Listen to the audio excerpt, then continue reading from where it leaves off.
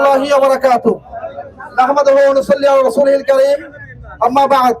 প্রিয় ভাইরা আমার, আমরা শুক্রবার দিন আসরের পরে এই বরগুনা সদর উপজেলার উদ্যোগে আজকে পিআর পদ্ধতি নির্বাচন এবং জুলাই সনদ বাস্তবায়ন এবং সকল অপশক্তির বিচার সম্পন্ন করার দাবিতে যুগপৎ আন্দোলনের অংশ হিসেবে আজকে ইসলামী আন্দোলন বাংলাদেশ বরগুনা সদর উপজেলার উদ্যোগে এই প্রোগ্রাম। যারা এসেছেন সকলকে ধন্যবাদ জ্ঞাপন করছি।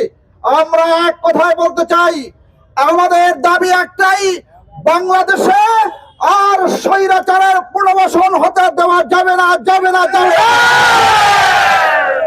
এই স্বৈরাচারের পুনর্বাসন বন্ধ করার জন্য পদ্ধতি একটাই, সেটা হলো আমরা সবাই পিআর চাই।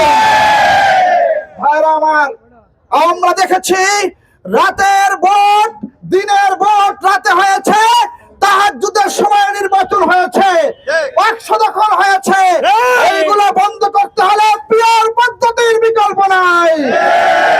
যে সকল জুলাই যোদ্ধা রয়েছে, জুলাই আন্দোলনের ওই সকল লোকদের স্বীকৃতি সহ জুলাই সনদ বাস্তবায়ন করার জন্য, পিআর পদ্ধতির নির্বাচন বাস্তবায়নের জন্য ইসলামী আন্দোলন বাংলাদেশ মাঠে আছে, থাকবে ইনশাআল্লাহ।